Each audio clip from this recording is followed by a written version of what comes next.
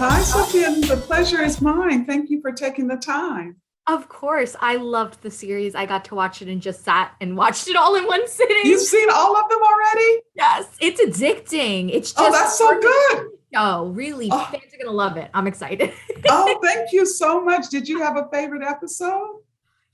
I have to say, I love the storytelling in the first episode, just how the episode was split without giving too much away. And I did want Yes. to ask you about that. What was the method there with deciding to do that as the introduction to both girls? Yeah, thank you for asking that. Well, I have to give Victoria Schwab her complete credit for that because the short story was stylized in the same way. You know, that was the structure of the short story Yeah. that she would tell the story, you know, from both girls' points of view, which I loved.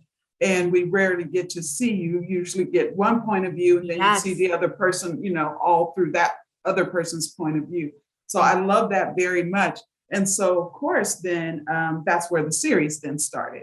Yeah. And then you can't keep that up for a series, Yeah. um, just in terms of the storytelling, how challenging that is. Yeah. But we thought also, as much as we focused on them in episode one, they are two girls in love who can't be together. But the reason that that's important is because of all the people around them, because everything they do affects everyone around them. And so, if you want to make sure people are going to be interested in that, you have to create three-dimensional characters Yeah. around them. So, in order to do that going forward, we definitely couldn't get all those points of view. Yeah. So, but we wanted to make sure that they were three-dimensional and told their stories too. So, hopefully, at the end of all eight, yay, you felt like you knew every character as a three-dimensional character. Yeah, I think that was such a beautiful storytelling aspect just because you got that introduction, but then you got to be sucked into the world, so to speak. Yay, that's wonderful. Thank you Yeah. so much. Of course. And, there was a speech Cal says in episode one as well that I loved. It was about how so many people view female characteristics as weaknesses. And that resonated. I really loved it. And I wanted to ask, is there a certain takeaway you're hoping audiences get from maybe that speech, but also the series overall Yeah, about young thank you. females? Yeah, you know, that's funny because that was not a speech that was a part of the original script. Yeah. You know, how all these things are rewrites and going back Mhm. and we did feel like we don't necessarily have Cal's point of view on that. We had Juliet's because we see the moments with her family and Mhm. she tells her parents, yes, it's my body and I can do what Yeah. I want to do, which just seems really resonates today, doesn't it, in Right. this moment, right? Yeah. But we felt like, no, we didn't get that from Cal. We know she really wants to be a hunter. So it was something that we went back and added. And I think that is one of the messages, and certainly that we hope viewers take away. And certainly in terms of the narrative of the show, we have these two, you know, matriarchal family structures, Yes. and so it is, you know, you have to respect that, but not at the expense of men, not at the, you know, not in to denigrate men in any way, but they are both run by, you know, the women as part of the mythology, and so it is absolutely a celebration of strong women. It's a celebration of the love between mothers and daughters, and the power of two powerful matriarchs and what can happen if you bring those two things together. And our actresses, Abed Weiss and Elizabeth Mitchell, they just have such wonderful chemistry that we couldn't have known. So we just wanted to write more and more stuff for them. But I hope that also young girls, particularly young Black girls, will come to this and see that they belong in this genre space, not only as characters or, you know, seeing Calliope's point of view, but I want like girls of color to go, oh, I should be writing more, you know, genre stuff. Oh, I belong in that space. I want someone who looks like you and looks like me to go, I'm going to write a pilot, and guess who's going to be the star?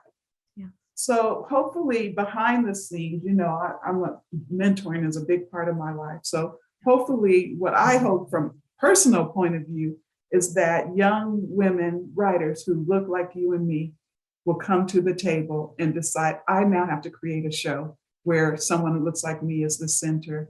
And I hope that they, and I then hope that people really enjoy watching these three-dimensional characters, these two girls who happen to fall in love, and that they will know and appreciate, particularly if you're a queer girl, that you belong and that you deserve to be depicted in media as more than who you love, as three-dimensional, that there should be more than just stories about coming out, that we should look at you as whole individuals, the way we all want to be looked at as complete individuals.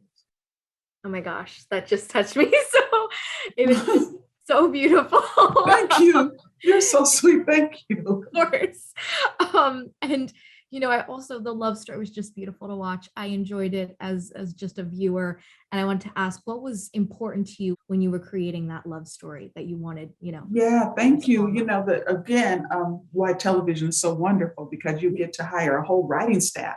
Yeah. So in that writing staff, there were 8 of us total. I'm the showrunner, head writer, but there are 8 of us in that room, including Victoria. We had, Black, white, Latino, queer, straight, other, like everybody. I wanted everybody in that room because I wanted to make sure that no one person in the room felt like they had to stand in for their whole group. Yeah. As it certainly happened to me a lot if I'm in like all white environments. Mm-hmm. So I really wanted that. And so creating that love story, what that arc would be, it's so many, we all come from such different backgrounds, but one thing we all were like, they're going to have to break up at the end.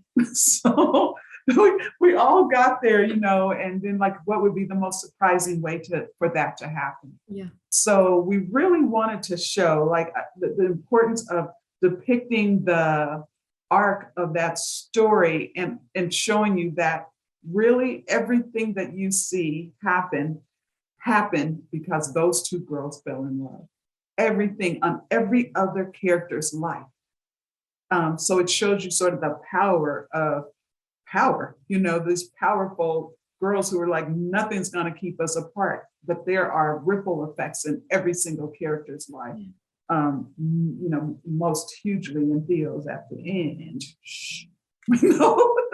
We know what happens there, right? Yeah. And so, but yeah, I just think that young love in particular, depicting it where no matter what age you are, you can relate. If you're not 16 now, you once were, and everybody chose the wrong one at least once.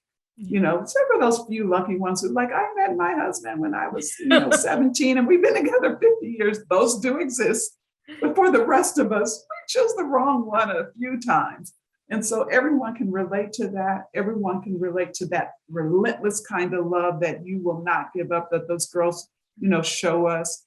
And if you're, 75 or you're 16, it's something for you in this show. And that's what I hope, a larger audience takes away, that hopefully you see that there is something for me in this show, no matter who I am. And particularly love, the love between those girls, the love you see in the Burns family, that love that then gets twisted and, has to make certain decisions, complicated love where, Juliet worshiped her sister. She loved her sister. So there's this giant theme of all the ways that love can manifest and go wrong or go well. Yeah, of course. Thank you so much again. I really appreciate it. Huge congrats on the series. Thank you so much. I appreciate you taking the time out of your day to talk to me. It was the biggest pleasure. Thank you. Thank you so much. The activists, directors, comments and the lectures, fanboys, professional artists and professors. Maybe a nerd who's just like you, talking about the things that you like too. So I invite you to the NOC in full color.